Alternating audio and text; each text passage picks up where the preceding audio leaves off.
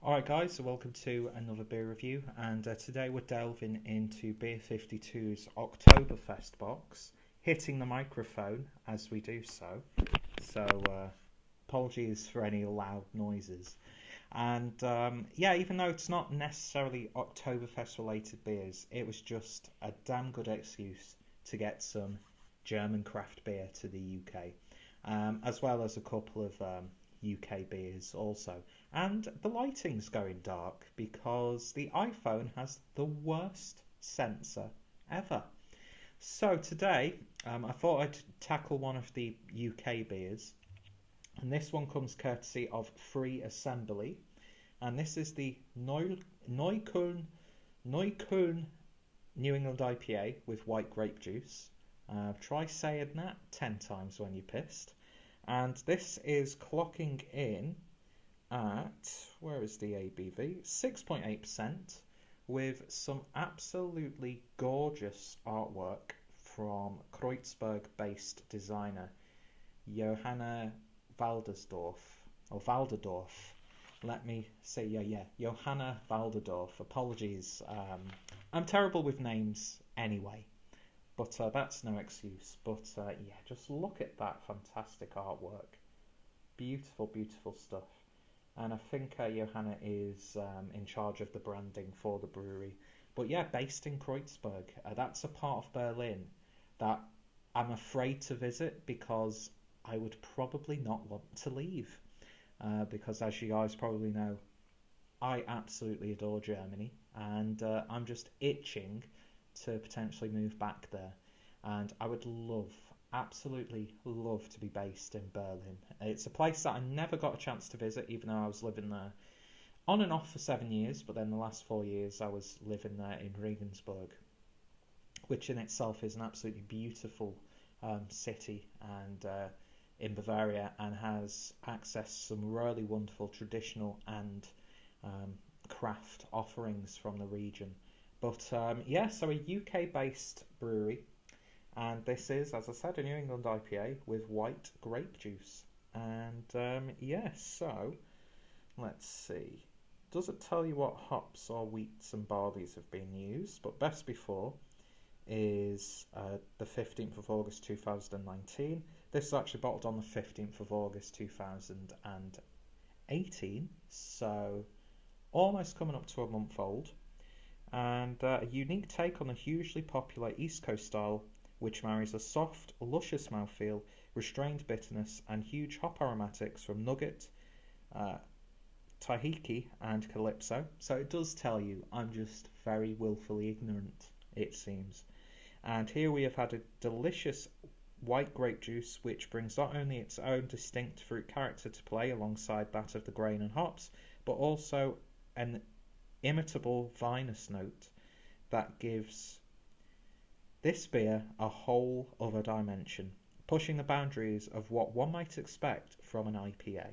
So yeah, very much looking forward to giving this one a try. And apologies that the lighting keeps fluctuating because it doesn't want to know if it wants to be sunny or if it wants to be overcast. And as I said, the iPhone's sensor, on my camera at least, is pretty damn horrible, so it's probably going to look very grainy, so I do apologise. But hey, seeing me crystal clear on a camera, in front of a camera on a TV or a handheld device, I don't really think people want to see that. So the more I am obscured from view, I think the better in the long run. So yeah, so really excited to try a beer from these guys, Free Assembly. They seem to be really quite a creative and experimental brewery, which I'm all about, and interested to see if they actually do something unique with this style, which I've said over the past month or so is becoming a little bit stale and oversaturated. But when you get a really good New England IPA, it's like the best beer you've ever drank in your life, I've found. But you can say that about a lot of styles, really. But I'm actually really surprised that that trend is still going. And although we've got the big whale breweries in the States and around Europe, you don't need to fret now about, remortgaging your house to do a beer trade, because a lot of, the domestic breweries are knocking it out of the park. I can't do that thing where you click so it just looks pathetic. But yeah, so check out the brewery. Check out Johanna Walderdorf as well. Some beautiful artwork. And again, apologies if you are watching if I've completely mispronounced your name multiple times in multiple ways. You'd think my grasp of German and very basic human memory would mean I don't get any names wrong. But we've all come to know and love me for my flaws when it comes to being a beer reviewer.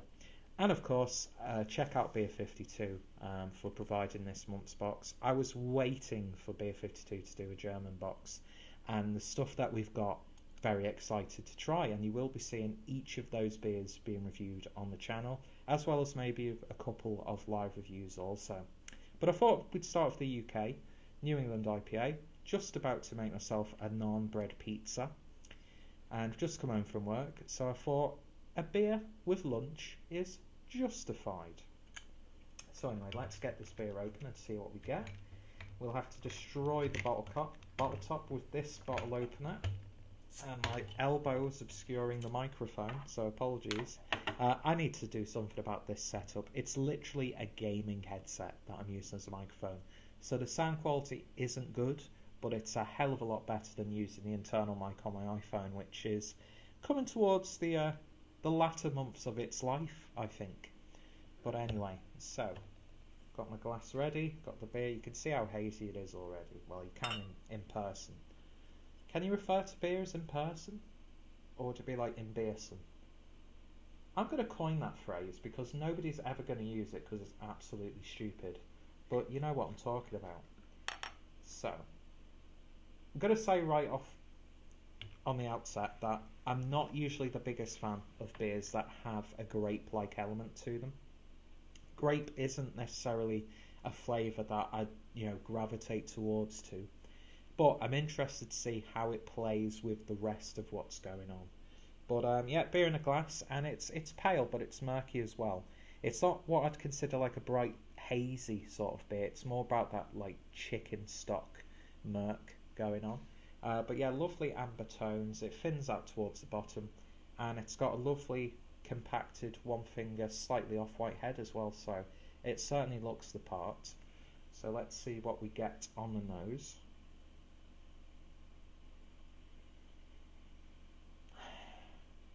It's not overly hoppy. You do get those lovely tropical tones, and apologies if you can hear the washing machine in the kitchen. But yeah, lovely soft orangey aromas, loads of stone fruit. There's a very subtle herbal grapefruit-like character coming through. A little bit of spiciness. Not really detecting too much of a grapey aroma. I mean, there might be some there, because it does have a very subtly earthy aroma to it. But yeah, it's not jumping out of the glass. It's not overly pungent. Some might see that as a negative, but how many times have you had one of these like really hoppy IPAs where it smells like pure delight, and then when you taste it, you're not getting any of that hoppy flavour at all? So this, it's not over-promising anything, so it doesn't have to overcompensate for anything. But it is a lovely smelling beer. And you do definitely get that lovely crisp wheaty malt base coming through as well. So it's really nice and rounded. So yeah, anyway, it smells good, looks good, and the washing machine's slowly finishing, so let's give it a taste. Prost.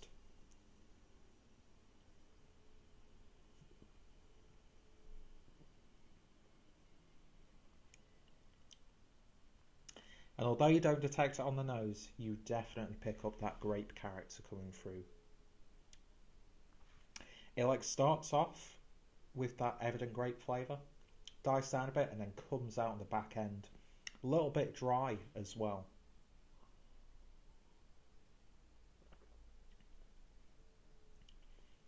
Definitely some savoury vibes going on with this one. Just like the nose, not overly hoppy. It's not really fruity. It's not like a juice bomb. Don't know if they were going to go for that. Not every one of these beers has to be like an obnoxious fruit smoothie. But yeah, quite a bit of spiciness on the back end and dribbled down the jeans. A little bit of a spicy note coming through on the back end as well. Definitely reliant on the more stone fruit. I'm getting a very subtle pear character coming through. There's that bitterness of a grapefruit in there. A little bit of a citrusy tone all in all. But I think that grape character, it is very vinous. In fact, if you were to just taste this without seeing it, you wouldn't think that it's a New England style IPA. So I think they have done something interesting. It's by far a dull beer, but for me personally, it's not what I would gravitate towards to with an IPA. So I wouldn't drink this necessarily on a regular basis. If I was offered another bottle or saw it on tap, I'd possibly give it another go, because it is a really well balanced, nicely made IPA, but it's really not hoppy at all. It's got a lovely body to it, not too heavy, very drying on the back end, sort of like what you expect with those sort of like brute IPAs. But yeah, getting loads of bready character, and that's really nice. It's like almost like a traditional English style IPA, just not as sweet and malty. It's very biscuity, very bready. The fruits are there, but they're not screaming out of the bowl. They're definitely not as loud as this absolutely terrific artwork. Beautiful stuff. Yeah, it's an alright IPA. I'm not going to overly sing its praises, but at the same time, I'm not going to bash it because it doesn't deserve to be bashed. It's something a little bit different. It's definitely got its own unique qualities, and I think that's good for a style that has become a tiny bit oversaturated. But that being said, I don't think stylistically it really fits in with the New England IPA. I mean, it's all, subjective anyway. So when you hear me say stuff like that, take it with a pinch of salt. Is it worth giving a go? Hell yeah, if you see it on the shelves. I'll definitely be trying more of their beers. That label is just absolutely terrific. That's actually legitimately one of the best labels that I've seen all year. Especially that guy. I like that guy. He needs a name. So if he has got a name, if you could please tell me, because I like that guy. Anyway, weird segue there. But yeah, not too bad at all. And something a little bit different. And I think every now and then, that's what we need. And it's gone dark again, so I think that's time for me to end the review. Thank you guys for watching. If you have tried this beer, then let me know your thoughts and opinions. Are you a fan of the brewery? Let me know. Check out the brewery in the description down below. Check out Johanna's work, because it's absolutely wonderful. I love that sort of, it's got a level of imperfection to it. It's not too clean, not too crisp, and I like that hand-drawn style where, there are, squiggly lines and stuff. I like that. I think that's a beautiful art style. Great use of colour as well. And that typography is fantastic. So, yeah, I'm a massive, massive fan of the art direction, and I will definitely be trying more beers from this brewery when possible. So in terms of a rating then, I'll give this probably, and it might seem a little harsh, but hear me out. I'm going to give it a 6.5 out of 10, because I'm not going to really gravitate towards this beer again. I've tried it. If I got the opportunity to give it again, I probably would, but I wouldn't go out of my way. But yeah, definitely an interesting beer for sure. And if you have tried it, I'd love to hear your thoughts and opinions. And if you tried anything from the brewery, any recommendations, always welcome. And did you also get the Beer 52 German box? If so, what were some of your favourite beers from it? Are you a fan of German beer? Any German craft recommendations? Hit me up, because I will literally sell my grandmother to get my hands on some good German craft. And yeah, so off to a good start with this box. Nice and simple, a little bit different, and I like it. I like it a lot. So if any of my friends and fellow beer tubers have reviewed this one, then their links will be down below. Thank you for watching. Any comments, feedback, greatly appreciated. And check out everyone involved. If you're interested with the Beer 52 subscription, my referral link is always in the description of these videos. Highly recommended you give it a try, definitely worth it. And yeah, especially if you can get your hands on this German box, because there are some proper potential bangers in the box for sure. I will never use the term proper banger again, I can assure you that. Anyway, thank you for watching. I can't believe I'm at almost 16 minutes. Thank you for bearing with me, and hopefully you'll come back for another beer review. Anyway, see you guys later, and you take care. Cheers. That was quite an aggressive wink then, I do apologise.